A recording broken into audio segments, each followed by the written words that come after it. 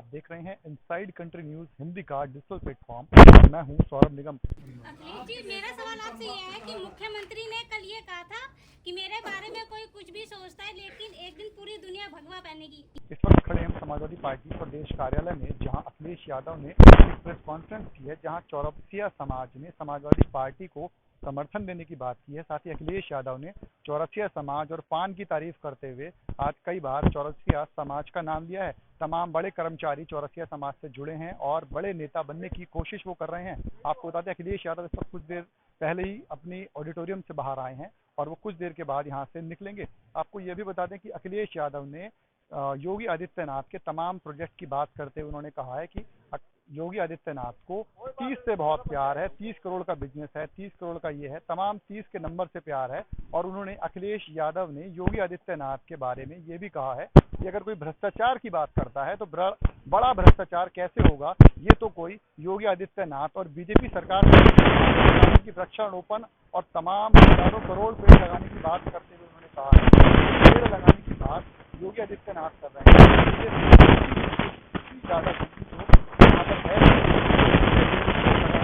आपको ये भी बता दें कि अखिलेश यादव ने कुंभ में जो बाइक सवार थे उनको रोजगार की बात करते उन्होंने कहा था कि क्या प्राइवेट बाइक जो होती हैं वो कमर्शियल यूज के लिए ऑथराइज होती हैं और क्या 144 साल का फिर से वेट करना पड़ेगा युवाओं को रोजगार नहीं है। तमाम लखनऊ में भ्रष्टाचार हो रहा है, उत्तर प्रदेश में भ्रष्टाचार हो रहा है। तो इस तरह से योगी आदित्यनाथ और बीजेपी सरकार को घेरते हुए अखिलेश यादव ने यहाँ पर एक प्रेस कॉन्फ्रेंस की है और खास तौर पर चौरसिया समाज को समाजवादी पार्टी के साथ जुड़ने के लिए बधाई दी है और कहा है कि चौरसिया समाज काम करती रही तो 2027 में योगी आदित्यनाथ गोरखपुर चले जाएंगे और उत्तर प्रदेश में समाजवादी पार्टी की सरकार आएगी।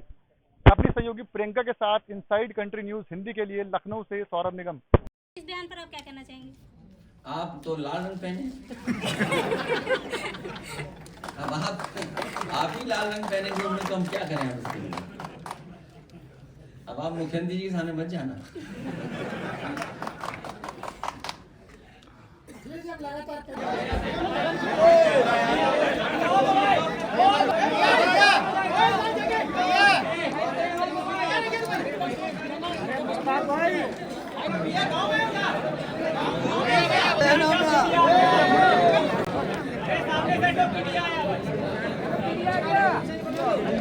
चौरसिया समाज के लोग आज मौजूद थे जिन्होंने मिलकर के स्वर्गीय शिवदयाल सिंह चौरसिया जी के बारे में न केवल उनका जीवन परिचय दिया बल्कि जीवन में भर उन्होंने जो संघर्ष किया, आर्थिक, सामाजिक और राजनीतिक चेतना के साथ साथ आर्थिक, सामाजिक और राजनीतिक भागीदारी कैसे हो उसके बारे में जो चर्चा हुई, मैं उन सब चौरसिया समाज के लोगों का बहुत बहुत धन्यवाद देता हूं जिन्होंने पार्टी कार्यालय में आकर के शिवदयाल सिंह चौरसिया जी को याद किया। वहीं चौरसिया समाज ने संकल्प लिया है कि हम सब लोग मिलकर के अब पान पर चर्चा करेंगे।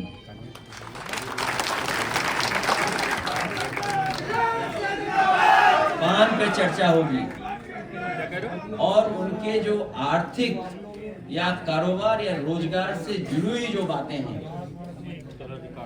खेती के बराबर खेती का हक मिले उन्हें, पान को लेकर के जो सुविधाएं मिलनी चाहिए, उसके कारोबार के लिए, स्थान के लिए, जगह से लेकर के और कुछ उपलब्ध कराना हो, उन तमाम चीजों पर चर्चा हुई और हमने भरोसा दिलाया है कि आने वाले समय में इनके समाज की सभी समस्याओं का समाधान करने का काम हम समाजवादी लोग मिलकर करेंगे। वहीं शिवदयाल सिंह चौरसिया जी के नाम पर उन्होंने कहीं न कहीं उनकी याद में कोई स्मारक, कोई न कोई सम्मान का स्थान हो। मैंने उन्हें भरोसा दिलाया है कि यही रिवर फ्रंट जो सबसे अच्छा देश का रिवर फ्रंट बनेगा, इसी जगह पर हम शिवदयाल सिंह चौरसिया जी का सम्मान करने का काम करेंगे। इसी स्थान पर कोई स्मारक उनको बना करके उनको सम्मान देंगे। आज होली का त्योहार है।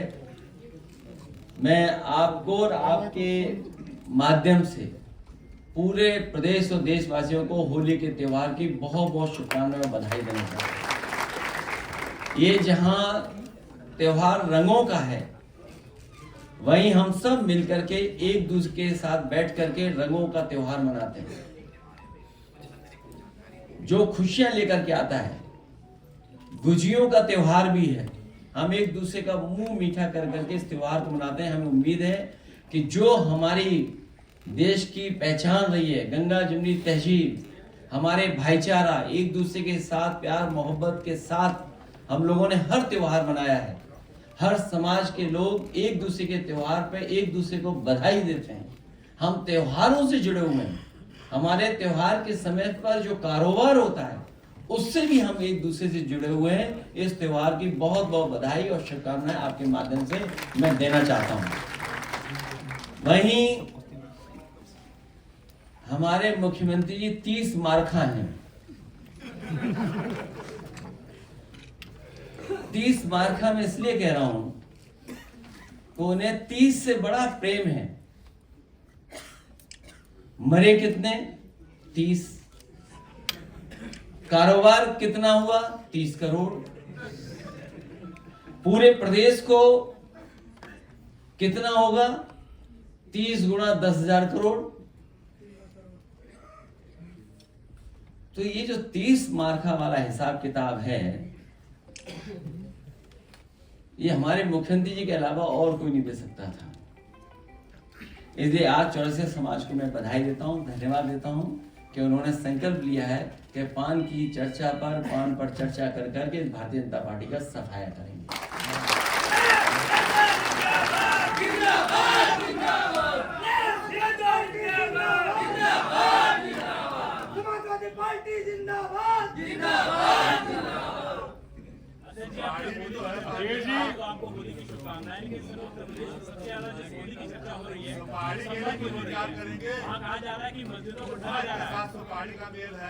और उसका कन्नौज का इत्र का भी तालमेल है।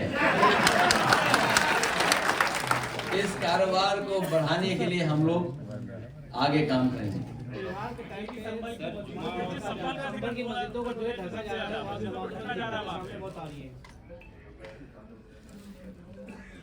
तीन तिगड़ा काम बिगाड़ रही, जो तिगड़ी है ये काम बिगाड़ रही है।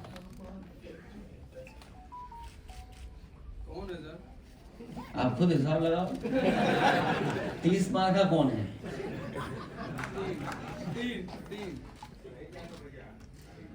अभी सुप्रीम कोर्ट में जो है राज्य सरकार को गफाड़ लगाई है और कहा है कि डॉक्टर अली अहमद फारूकी इलाहाबाद यूनिवर्सिटी के प्रोफेसर थे उर्दू के, प्रयागराज में उनका मकान ढहा दिया गया बुलडोजर से, और उन्होंने कहा कि बुलडोजर से जो मकान गिराए जा रहे हैं, क्यों ना हम उनसे आपसे भी पैसे से मकान को बनवाया जाए। ये टिप्पणी की सुप्रीम कोर्ट ने। सुप्रीम कोर्ट ने समय समय पर सरकार को निर्देश भी दिए। समय समय पर सरकार के खिलाफ सुप्रीम कोर्ट ने बहुत महत्वपूर्ण ऑब्जर्वेशन भी की है। उसके बावजूद भी सरकार मानने को तैयार नहीं है। अगर सुप्रीम कोर्ट कहे कि घर बनाना पड़ सकता है, मुझे उम्मीद है कि सुप्रीम कोर्ट न्याय देगा और आने वाले समय में जनता भी इन चीजों को देख रही है, क्योंकि जनता खुद महसूस कर रही है कि भारतीय जनता पार्टी की सरकार में संविधान सुरक्षित नहीं है। भैया जी विधायक केतकी सिंह है, वो कह रहे हैं कि जो वार्ड बना के गए मुस्लिम के लिए अलग अस्पताल में, बहुत सी चीजों पर पर्दा डालने के लिए जानबूझ करके स्टेटमेंट दिए जाते हैं या दिलवाए जाते हैं। जहां मुख्यमंत्री जी ये कहते हों कि लाखों लाख जो नौजवान इलाहाबाद में सरकारी नौकरी के लिए तैयारी करते हैं, उनके लिए कह रहे हैं कि उन्होंने रोजगार दिलवाया है। मुझे कोई ये समझा दे कि सरकार ने कब फैसला लिया था वैधिक रूप से कि वो जो पर्सनल गाड़ी है वो कॉमर्शियल यूज कर सकते हैं। और फिर इसका मतलब तो ये हुआ कि अब नौजवान फिर 144 साल बाद रोजगार पाएंगे।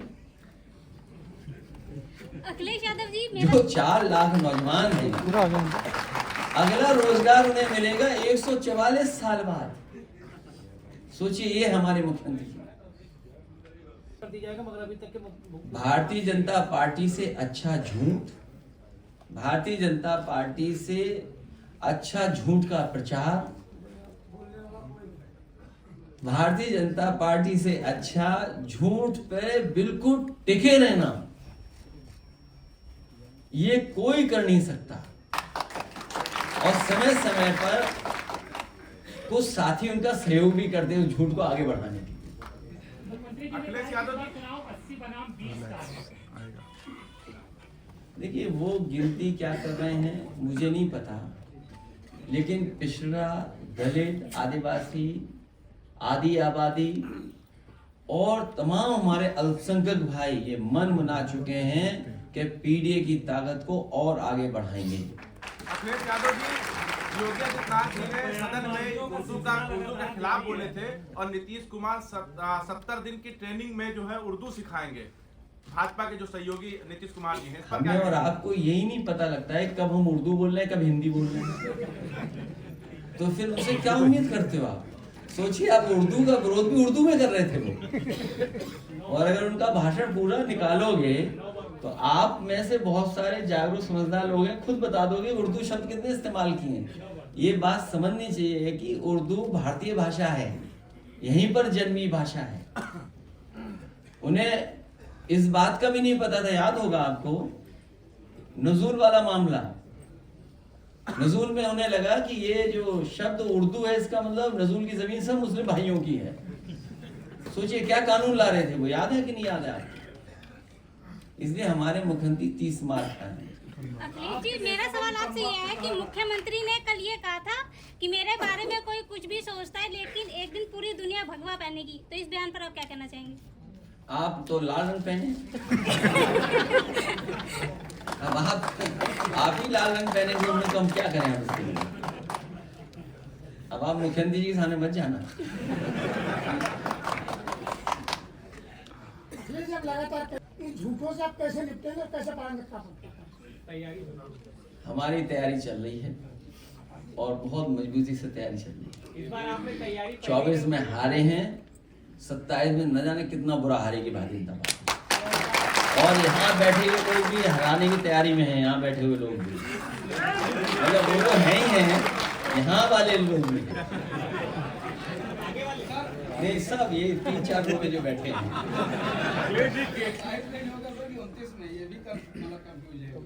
कोई कंफ्यूजन नहीं है, सबको पता है 27 में जो ही पहले होगा। अखिलेश जी, केतकी सिंह के बयान को लेकर आरएलडी मुखर हो गई, अपोजिट में खड़ी हो गई साथ में भाजपा के साथ। ये बहुत सी चीजों पे पर्दा डालने के लिए स्टेटमेंट दी जाती है, बहुत सी चीजों को छिपाने के लिए। मान लीजिए बेरोजगारी का सवाल है, महंगाई का सवाल है, कारोबार का सवाल है, किसान की आय का दोगुनी का सवाल है, लगातार हत्याएं हो रही हैं, लगातार लूट हो रही है, लगातार जान जा रही है, स्वास्थ्य सेवाएं ठप हैं, मेडिकल कॉलेज में इलाज नहीं है। क्या आप कल्पना कर सकते हो मेडिकल कॉलेज में कहीं इलाज नहीं? क्या आप कल्पना सकते हो सरकारी अस्पतालों में इलाज नहीं, एम्बुलेंस नहीं चल पा रही है, और पुलिस को बेईमान बना दिया हो, इतनी करप्ट। मैंने कई बार कहा कि पुलिस को और विभागों को कभी नहीं किया होगा जितना इस सरकार में करप्शन हो रहा है।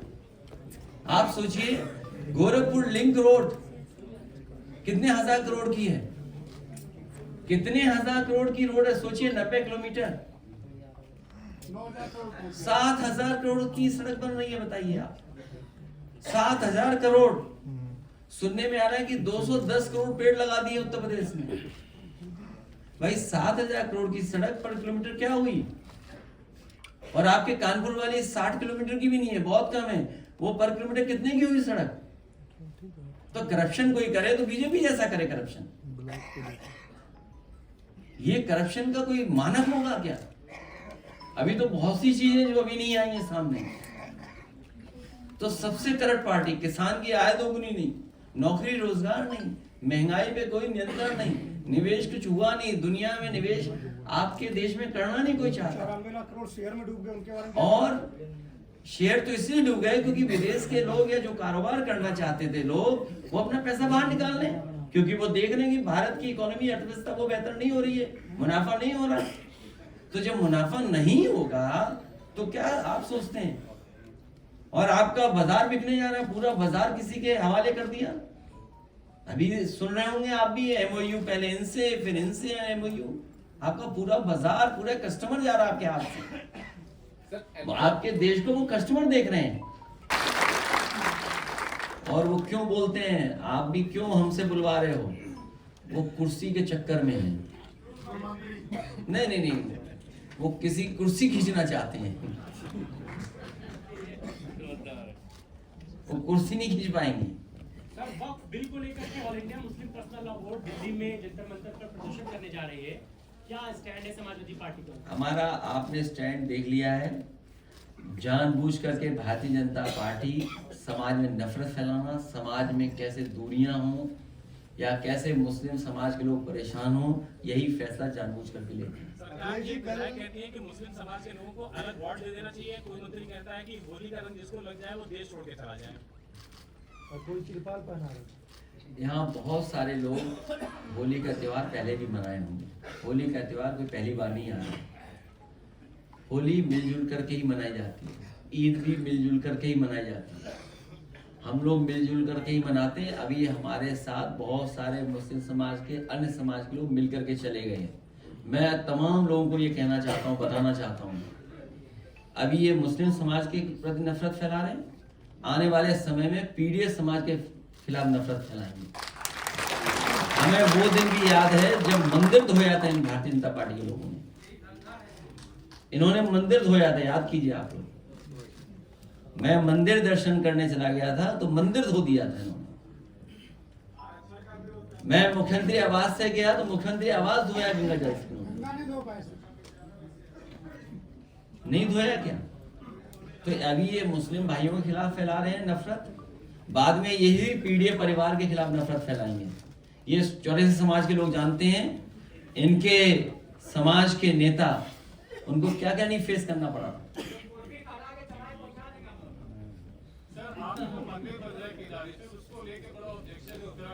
किसको ऑब्जेक्शन है? सीएम है सर, सीएम नहीं। किसी का नहीं हो सकता। आस्था पर एकाधिकार किसी का नहीं हो सकता। बीजेपी विधायक केतकी सिंह है, वो मुसलमानों के लिए मेडिकल कॉलेज में अलग व्यवस्था चाह रही है। आने वाले समय में पीडीए परिवार उन्हें 1 लाख वोट से हरा देगा।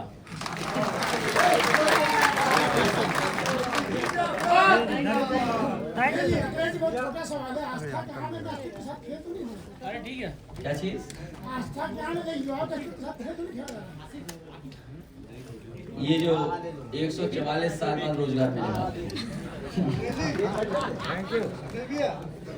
समाज के लोग समाजवादी पार्टी में शामिल हुए, उनका मैं बधाई और स्वागत करता हूं। इसी के साथ साथ एक नौजवान साथी समाजवादी पार्टी के विचारधारा और समाजवादी पार्टी में शामिल होकर के काम करना चाहते हैं, विवेक जी, उनको भी मैं बहुत बहुत बधाई देता हूं।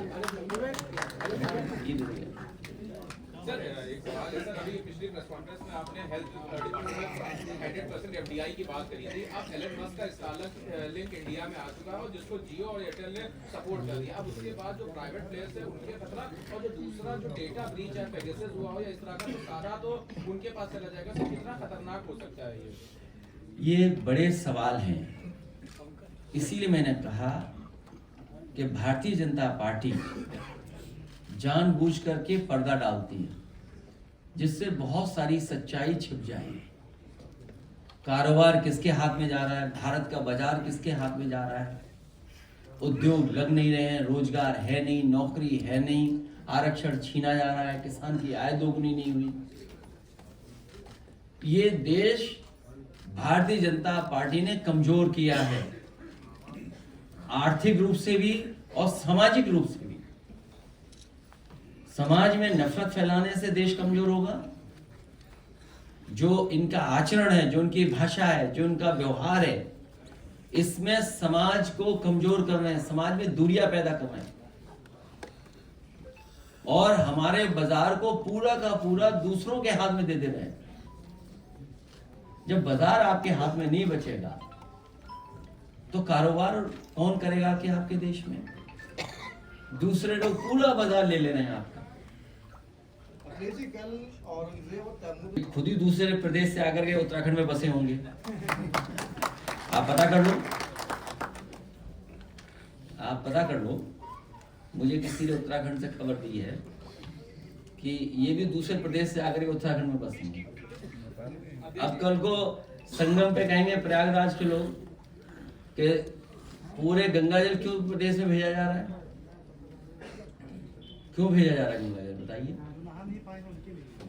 नहीं, प्रयागराज के लोग कह सकते हैं, क्यों नहीं कह सकते? अध्यक्ष जी, इस बार सदन में आपकी कमी खली थी, जिस तरह से बयानबाजी चल रही थी। 27 में आप लोग बेंच बदली हुई देखोगे। आप सोचिए, नहीं आप सोचिए कि मुख्यमंत्री कह रहे हैं कि 210 करोड़ पेड़ लगा चुके हैं, और आप लोहिया पथ में देख करके आइए, बहुत से पेड़ सूख गए, वो तक तो बदले नहीं हुए। बहुत से पेड़ सूख गए हैं कुछ उसमें, हालांकि अभी पतझड़ होता है, पत्तियां गिर जाती हैं, वो बात अलग है, लेकिन बहुत सारे पेड़ सूख गए, वो तक तो बदले नहीं। और कितने कह रहे हैं? 8 साल में 210 करोड़ पौधे लगाए। मैंने कई बार कैलकुलेशन बताया, और सदन में भी कैलकुलेशन बताया मैंने आपको। मैंने कहा था कि जिस समय समाजवादी सरकार थी तो 1,24,000 पेड़ 1,000 एकड़ में जमीन में लगे थे। 1,000 एकड़ जमीन में 1,24,000 वन विभाग के अधिकारियों ने पेड़ लगवाए थे। तो अगर 1,000 एकड़ में 1,00,000 पेड़ लगते हैं, तो आप खुद गणित बताइए, इतनी जमीन है कहां जहां पेड़ 210 करोड़ पेड़ लग गए।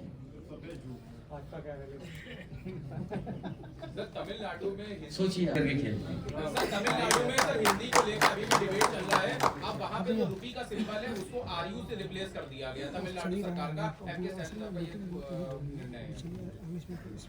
समाजवादी पार्टी सभी भारतीय भाषाओं के पक्ष में है। सभी भारतीय विदाई का खुद ही गाना गा रहे हैं।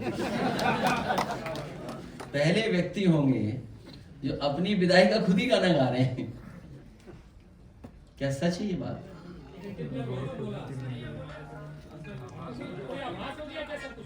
मैं अपने प्रेस के साथियों को बहुत धन्यवाद देता हूँ।